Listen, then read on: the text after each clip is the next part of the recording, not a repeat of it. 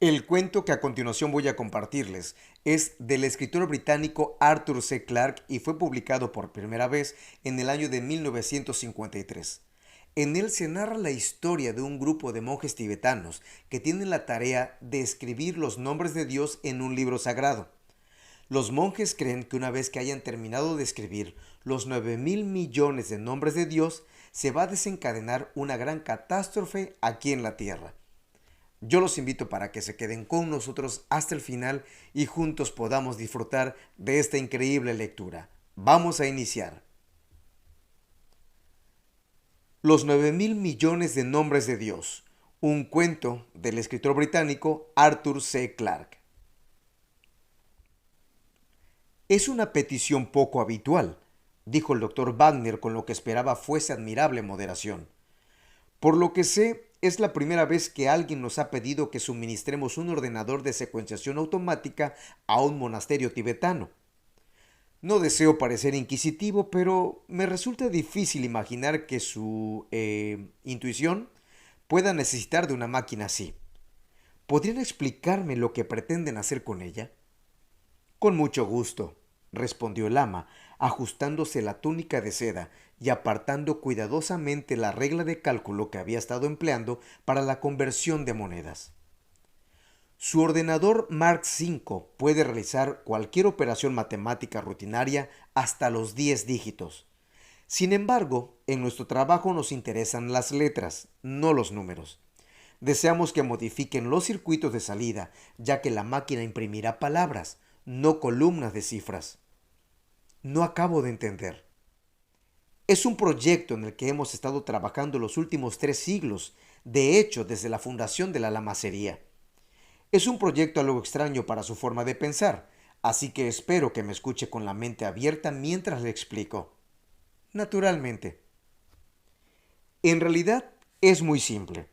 Hemos estado recopilando una lista con todos los posibles nombres de Dios. ¿Disculpe? Tenemos razones para creer, siguió diciendo el lama sin inmutarse.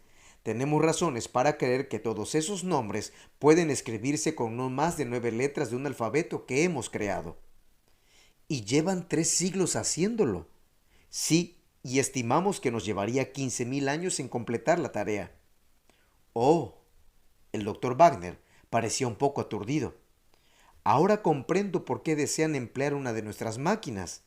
Pero, ¿cuál es exactamente el propósito del proyecto? El ama vaciló durante una fracción de segundo y Wagner se preguntó si le había ofendido. Si así era, en la respuesta no se manifestó ni el más mínimo rastro de molestia. Puede considerarlo un ritual, si usted lo desea, pero es una parte fundamental de nuestras creencias. Los múltiples nombres del Ser Supremo, Dios, Jehová, Alá y demás, no son más que etiquetas humanas. En la situación se da un problema filosófico de cierta dificultad que no vamos a discutir, pero entre todas las posibles combinaciones de letras se encuentran lo que podríamos llamar verdaderos nombres de Dios. Hemos intentado encontrarlos por permutación sistemática de letras. Comprendo. Han empezado con A,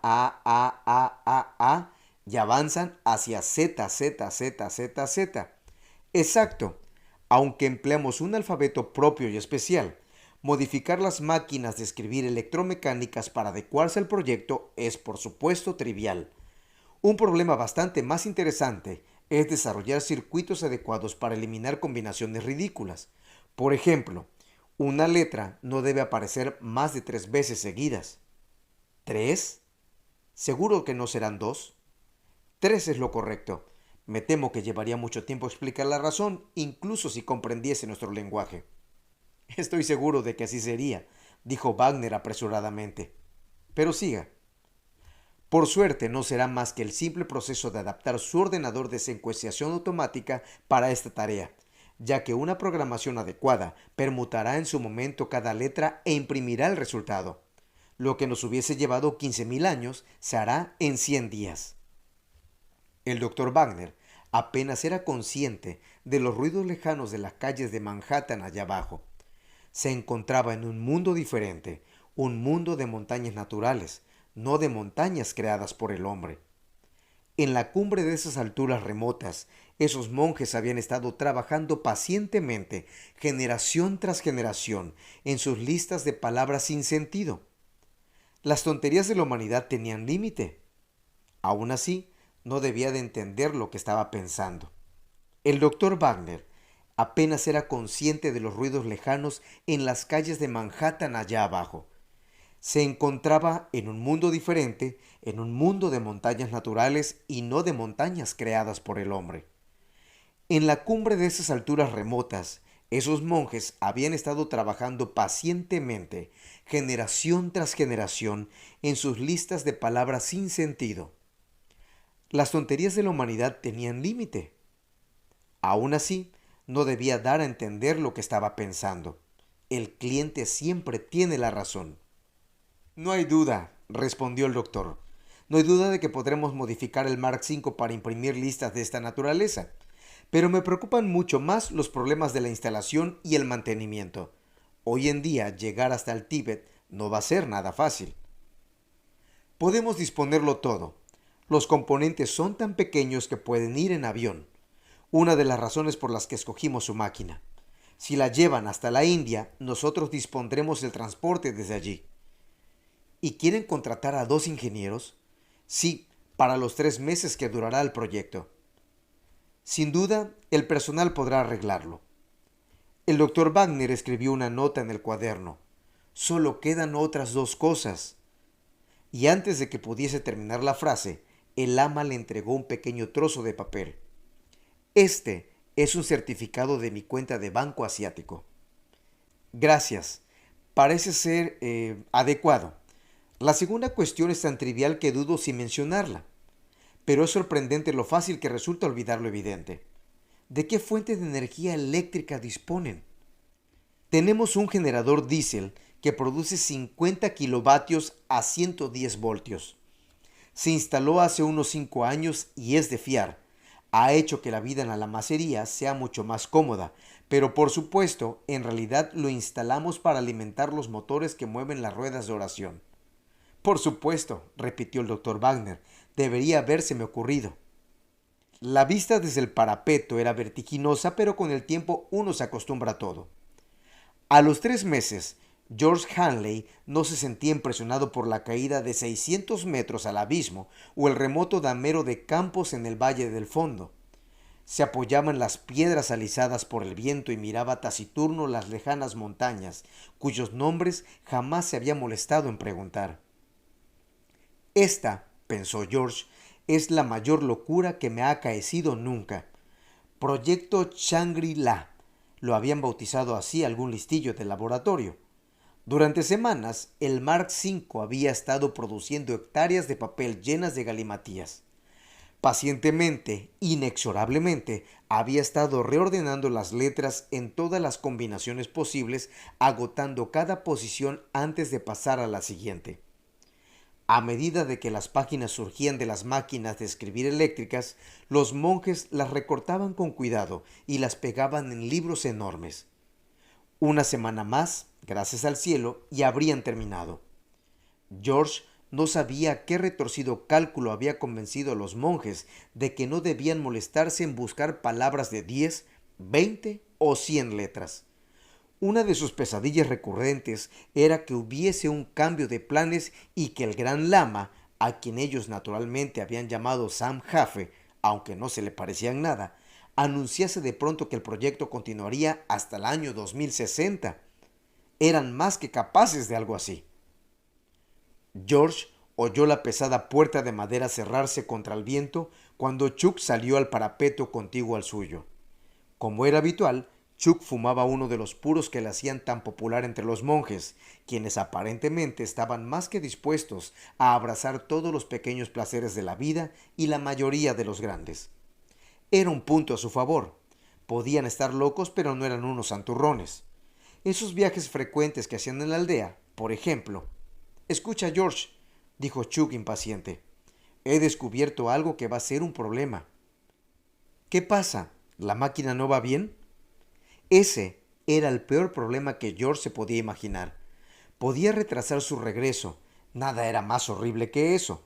Tal como se sentía en aquel momento, incluso ver un anuncio de la tele habría sido maná del cielo. Al menos habría sido un contacto con el hogar. No, no es nada de eso. Chuck se acomodó en el parapeto, lo que era raro porque normalmente le asustaba la caída. Acabo de descubrir de qué va todo esto. ¿A qué te refieres? Creí que ya lo sabíamos. Claro, sabemos lo que los monjes intentan, pero no sabíamos por qué, y es una locura. Dime algo que no sepa, gruñó George. El viejo Sam me lo acaba de contar. Ya sabes que se deja caer todas las tardes para ver salir las hojas. Bien, en esta ocasión parecía bastante emocionado, o al menos todo lo emocionado que se permite estar. Cuando le he dicho que estábamos en el último ciclo, me ha preguntado, con ese adorable acento suyo, si alguna vez nos habíamos preguntado qué intentan lograr. Dije, claro, y me lo contó. Adelante, voy a picar. Bien, ellos creen que cuando tengan una lista de todos sus nombres, que estiman que hay unos 9.000 millones, Dios habrá logrado su propósito. La especie humana habrá terminado la tarea para la que fue creada y no tendrá más sentido continuar. La verdad, la simple idea es casi blasfema. ¿Y qué esperan que hagamos? ¿Que nos suicidemos?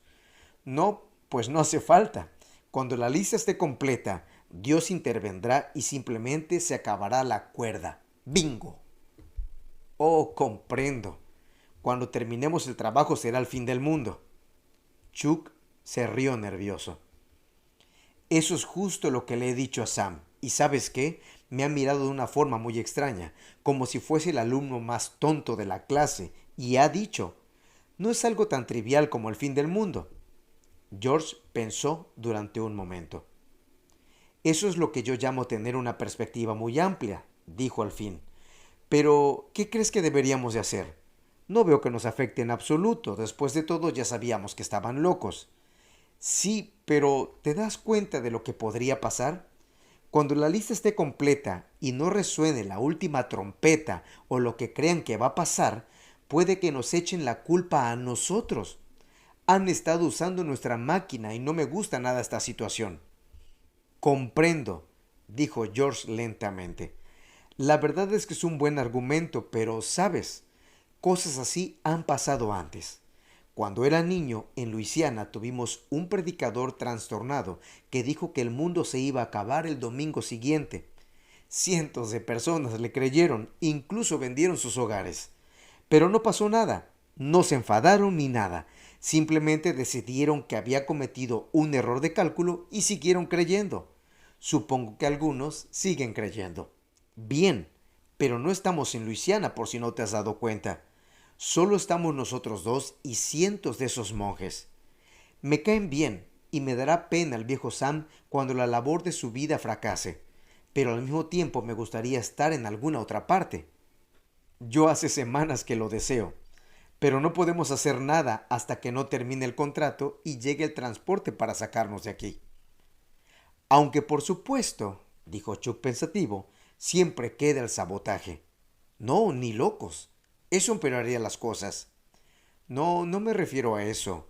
Considéralo de esta forma. La máquina terminará dentro de 4 días al ritmo habitual de 24 horas al día. El transporte llegará dentro de una semana, ¿vale? Pues solo tenemos que encontrar algo que haya que reemplazar durante uno de los periodos de puesta a punto, algo que retrase el trabajo un par de días. Lo arreglaremos, claro está, pero no demasiado rápidamente. Si lo sincronizamos bien, podríamos estar en la pista de aviación cuando el último nombre salga del registro. Ya no nos podrán pillar. No me gusta, dijo George. Sería la primera vez que abandono un trabajo. Además, podrían sospechar. No, seguiré mejor igual y aceptaré lo que venga.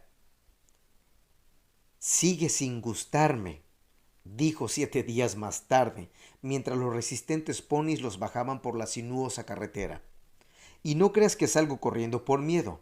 Simplemente siento pena por esos pobres de ahí arriba y no quiero estar presente cuando se den cuenta de que se han portado como idiotas. ¿Cómo se lo tomará Sam? Es curioso, respondió Chuck. Pero cuando he dicho adiós me ha dado la impresión de que sabía que nos íbamos, de que no le importaba porque sabía que la máquina funcionaba perfectamente y que pronto el trabajo habría acabado. Después de eso, bien claro está, para él no hay un después de eso. George se giró sobre la montura y miró camino arriba. Era el último punto desde el que se podía ver claramente la lamacería. Los edificios bajos y angulosos destacaban recortados contra la rebol de la puesta de sol. Aquí y allá relucían luces como los ojos de buey de un transatlántico. Luces eléctricas, claro está, que compartían el mismo circuito que el Mark V. ¿Cuánto tiempo más lo compartirían?, se preguntó George. ¿Los monjes, llevados por la furia y la decepción, destrozarían el ordenador o solo se limitarían a sentarse tranquilamente a reiniciar los cálculos desde el principio? Sabía exactamente lo que pasaba en aquel preciso momento montaña arriba. El gran lama y sus ayudantes estaban sentados, ataviados en sus túnicas de seda, examinando las hojas que los novicios les traían desde las máquinas de escribir y las pegaban en los grandes volúmenes. Nadie decía nada.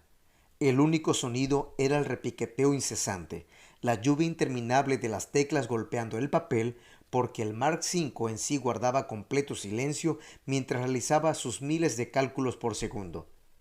3 meses así, según George, eran más que suficientes para que cualquiera empezase a subirse por las paredes. «Ahí está», gritó Chuck, señalando valle abajo. «¿No es hermoso?». «Sí que lo es», pensó George. El viejo y abollado DC-3 adornaba el final de la pista como una cruz plateada. 2 horas más tarde, volaría para llevarlos de vuelta a la cordura y la libertad. Era una idea que valía la pena saborear como un buen licor.